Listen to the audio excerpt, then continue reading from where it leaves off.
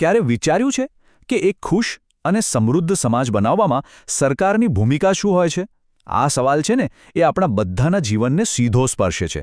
તો ચાલો આજે આ જ રસપ્રદ વિષયને જરા ઊંડાણથી સમજીએ.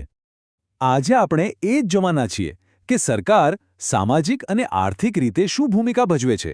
મતલબ કે ખાલી કાગળ પરની યોજનાઓ નહીં, પણ જમીન પર એની હકીકત શું છે એના પર વાત કરીશું. તો આજે આપણે શું જોવાના છીએ?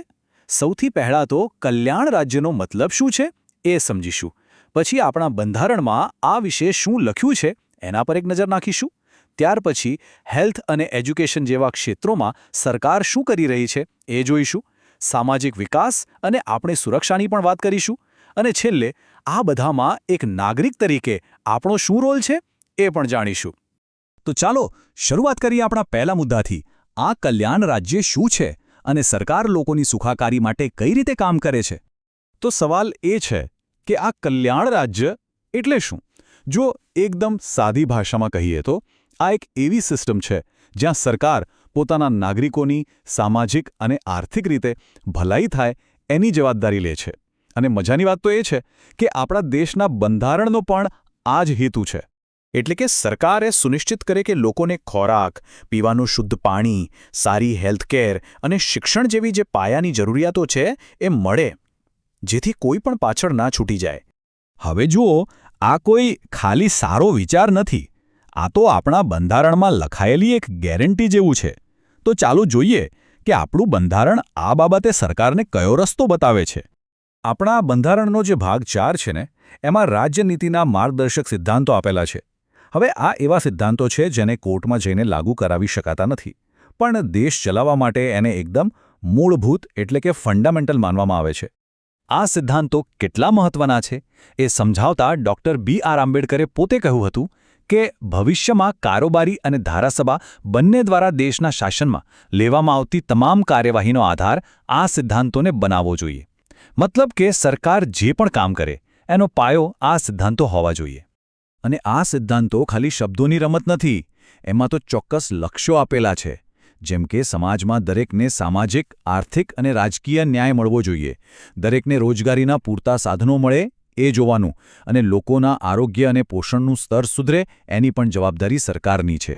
સારું, આ તો થઈ બંધારણની વાત. પણ આ સિદ્ધાંતો હકીકતમાં આપણા રોજિંદા જીવનમાં કઈ રીતે કામ કરે છે? ચાલો આરોગ્ય અને શિક્ષણ જેવા બે સૌથી મોટા સેક્ટરમાં જઈએ અને જોઈએ કે આ સિદ્ધાંતો કેવી રીતે અમલમાં મુકાય છે. તો ચાલો સૌથી પહેલાં વાત કરીએ હેલ્થકેરની, અને એમાં પણ ખાસ કરીને આયુષ્માન ભારત PMJAY યોજનાની. આ યોજના હેઠળ ગુજરાતમાં દરેક લાયક પરિવારને દર વર્ષે 10 લાખ રૂપિયા સુધીનું હેલ્થ કવર મળે છે. હવે વિચારો, આ રકમ કોઈ પરિવાર માટે કેટલી મોટી મદદ બની શકે છે, ખાસ કરીને મેડિકલ ઇમરજન્સીના સમયે. આ યોજનાની કેટલીક ખાસ વાતો છે. એક તો એ 23 સપ્ટેમ્બર 2018ના રોજ શરૂ થઈ. બીજું, આમાં કેશલેસ સારવાર મળે છે. મતલબ કે હોસ્પિટલમાં પૈસા ચૂકવવાની ઝંઝટ નહીં. અને આ લાભ આખા ભારતમાં ગમે ત્યાં લઈ શકાય છે. એટલું જ નહીં, પરિવારમાં કેટલા લોકો છે, કોની ઉંમર કેટલી છે, એના પર કોઈ રોકટોક નથી. આમાં તો ફીઝ, દવા, ટેસ્ટ અને આવવા જવાનો ખર્ચ પણ આવી જાય છે. ખરેખર બહુ જ વ્યાપક યોજના છે. ચાલો હેલ્થ પછી હવે વાત કરીએ શિક્ષણની, અને એમાં પણ બાળકોના મફત અને ફરજિયાત શિક્ષણના અધિકાર એટલે કે RTE એક્ટ 2009ની. આ કાયદાની એક બહુ જ મહત્વની જોગવાઈ છે. એ છે પ્રાઇવેટ સ્કૂલોમાં 25% સીટ, 25% સીટ આર્થિક રીતે નબળા વર્ગના બાળકો માટે રિઝર્વ રાખવામાં આવે છે. આ એક એવું પગલું છે જે શિક્ષણમાં સમાનતા લાવવા માટે બહુ મોટો ભાગ ભજવે છે. તો આનો લાભ કોને મળે? તો જે બાળકની ઉંમર 1 જૂન સુધીમાં 6 વર્ષની થઈ જાય એ એના માટે લાયક છે. આમાં અનાથ, મજૂરોના બાળકો અને દિવ્યાંગ બાળકોને પ્રાથમિકતા આપવામાં આવે છે. અને હા, આવકની પણ એક મર્યાદા છે. ગામડાઓ માટે વાર્ષિક આવક ₹1.25 લાખ અને શહેરો માટે ₹1.5 લાખ નક્કી કરવામાં આવી છે. હેલ્થ અને એજ્યુકેશન તો થયા, પણ સરકારની ભૂમિકા અહીં પૂરી નથી થતી. આનાથી પણ આગળ વધીને સામાજિક વિકાસ અને આપણી સલામતી સુધી એ ફેલાયેલી છે. આ બે મોટા પાયા સિવાય પણ સરકાર લોકોના આર્થિક સશક્તિકરણ અને સામાજિક ન્યાય માટે બીજી ઘણી બધી યોજનાઓ ચલાવે છે.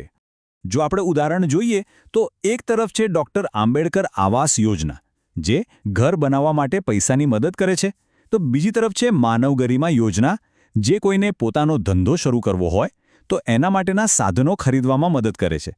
આના પરથી ખ્યાલ આવે કે સરકાર કેટલી અલગ-અલગ રીતે મદદ કરવા પ્રયત્ન કરે છે. હવે કલ્યાણ રાજ્યનું મતલબ ખાલી યોજનાઓ દ્વારા મદદ કરવી એટલો જ નથી. એ લોકોની સુરક્ષા માટે નિયમો પણ બનાવે છે.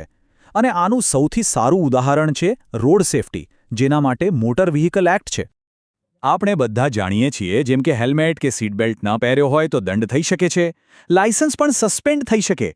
વધુ સ્પીડમાં ગાડી ચલાવો કે લાલ લાઇટ તોડો તો ભારે દંડ ભરવો પડે.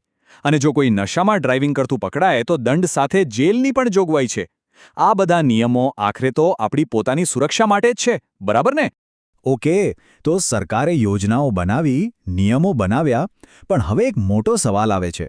આ બધામાં એક નાગરિક તરીકે આપણું શું રોલ છે? એક સારો સમાજ બનાવવા માટેની આ ભાગીદારીમાં આપણે શું કરી શકીએ? ચાલો ફરીથી રોડ સેફટીનું જ ઉદાહરણ લઈએ. ટ્રાફિકના નિયમો પાળવા, હેલ્મેટ અને સીટ બેલ્ટનો ઉપયોગ કરવો, ગાડી ચલાવતી વખતે ફોન પર વાત ન કરવી. આ બધી લાગે નાની નાની વાતો, પણ આ જ વ્યક્તિગત જવાબદારીઓ ભેગી મળીને આખા સમાજને વધુ સુરક્ષિત બનાવે છે. તો આજના વિષયના અંતે એક વિચાર સાથે આપણે છૂટા પડીએ. સરકાર તો પોતાની નીતિઓ બનાવે છે, એક ફ્રેમવર્ક તૈયાર કરે છે, પણ શું એક સાચા અર્થમાં સમૃદ્ધ અને સલામત સમાજ બનાવવાની જવાબદારી ફક્ત સરકારની જ છે? કે પછી નાગરિક તરીકે આપણી પણ કોઈ ભૂમિકા છે? આના પર જરૂર વિચારજો.